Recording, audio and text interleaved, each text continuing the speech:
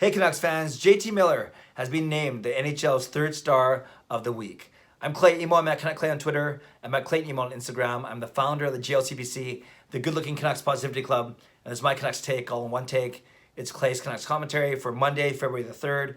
Want to wish a happy birthday to my mother Joyce. Happy birthday, Mom, I love you very much. Thank you for raising me to be such an awesome son, and thank you for never following through on your multiple ultimatums to kick me out of the house because of my messy bedroom.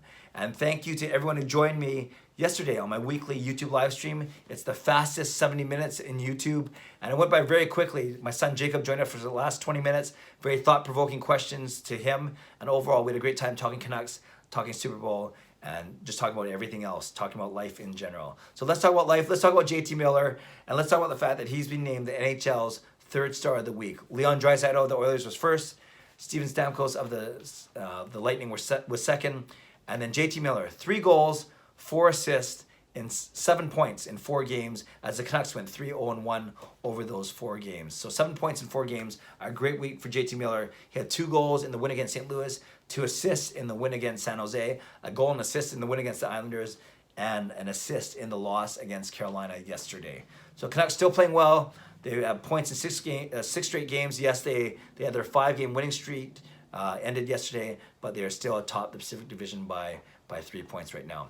And JT Miller has been a huge part of it. Yes, we gave up a lot to get him.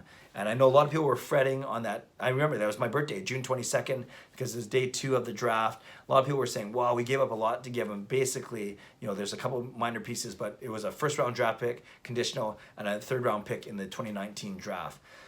Well, that first-round draft pick will turn out to be this season likely because the Canucks will make the playoffs, so we know that draft pick will fall in the bottom half, and if the Canucks continue to play well, it might fall in the bottom 10 of the league. So, of course, the further down you go, the lesser chance you have of that being a home run pick. And we're not going to know what that pick turns out to be for 5, 6, 7 years down the road, how good that pick will be.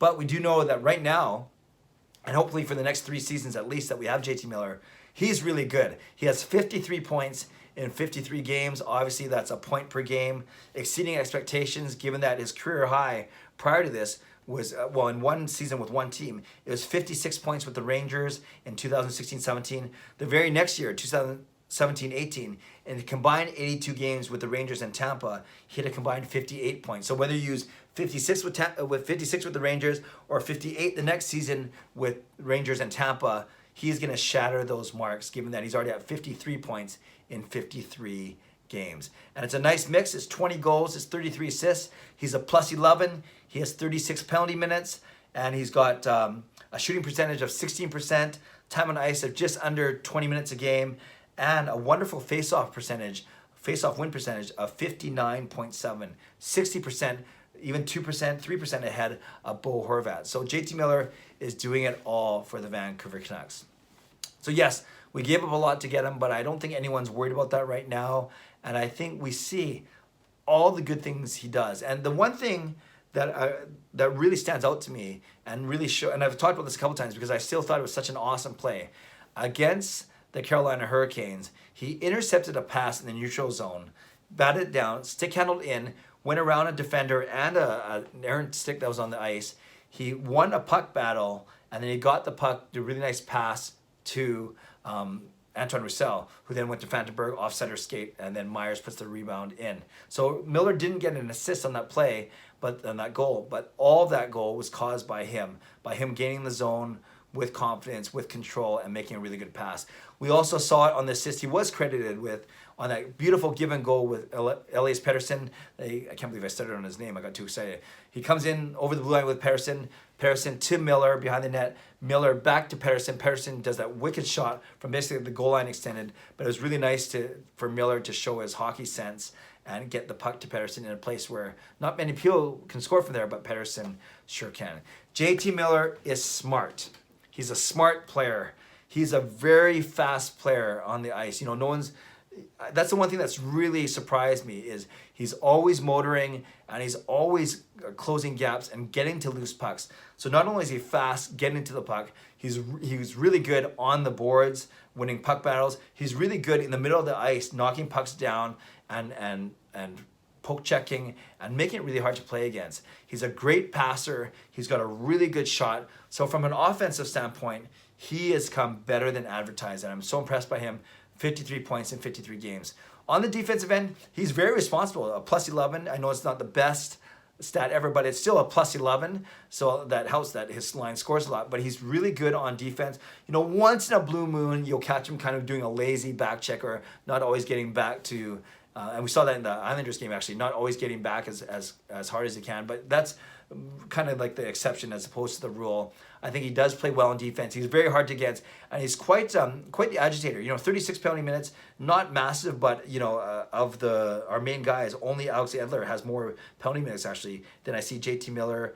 Yeah, JT Miller. I'm just thinking, does anyone else have more than him aside from Alex Edler? No, not even Roussel. It is JT Miller has the second most penalty minutes on our team. So that speaks to the way he plays, the way he sticks up for teammates, and the way he's not afraid to be aggressive.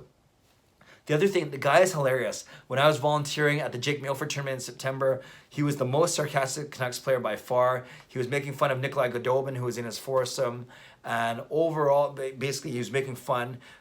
I remember in the foursome he was playing with, he was chastising everyone for playing from the women's tees, or at least a tee that he thought looked like the women's tee because it was so much closer to where he was teeing off from. So just overall, a very fun guy, a very sarcastic guy. And you see that whenever he's quoted in the paper or in the Athletic, you see that he's not afraid to mix in some swear words. He's not afraid to be very sarcastic and to make fun of his teammates. So overall, he seems like a leader. He seems like a fun guy to be around, the perfect guy you want as a teammate. And on the ice especially, he's been outstanding.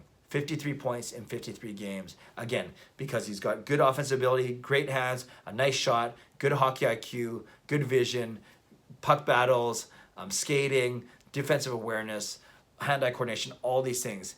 So Canucks fans, you tell me, actually before I get to this, before I end off, I think we can all argue that Jacob Markstrom and Elias Pettersson were likely the first half MVPs, I think, of the team. I think Quinn Hughes and JT Miller have kind of worked themselves into that equation as well. So we're very blessed to have players like Pettersson, like Hughes, like Markstrom, and now like JT Miller.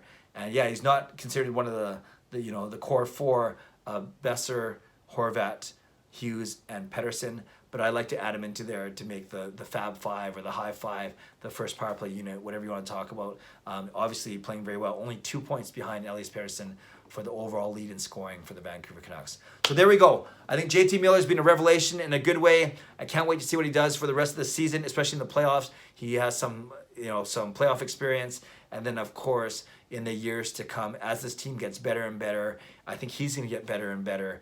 And I can't wait to see how he continues to progress, not only this season but going forward. He's still relatively young. He's only 1993, so he's only 27 years old, turning 28 in March. So 26 years old. He's turning 27 in March, so he's still in the prime of his career. So overall, can't say enough good things. Love the way he plays. Love the way he's added to this overall excitement of the Canucks team. And I think he's been a very understated, but not so much valuable player for our team. Maybe not the most valuable player, but certainly one of the top four, along with Pettersson, Hughes, and Markstrom. Canucks fans, let me know what you think of JT Miller's game.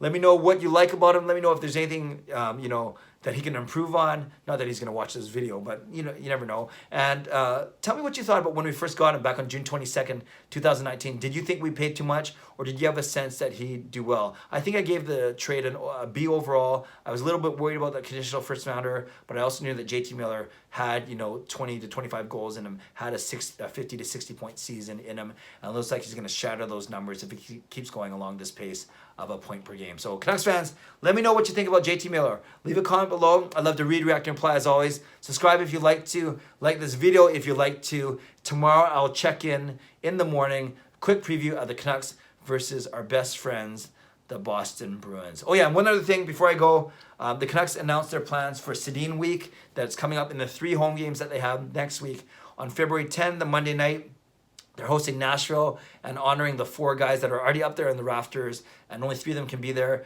Naslin, Smeal, and Linden. It sounds like Bure is trying to, but might not be there. But that's on Monday night. I'm going to that game. Wednesday night is the actual jersey retirement.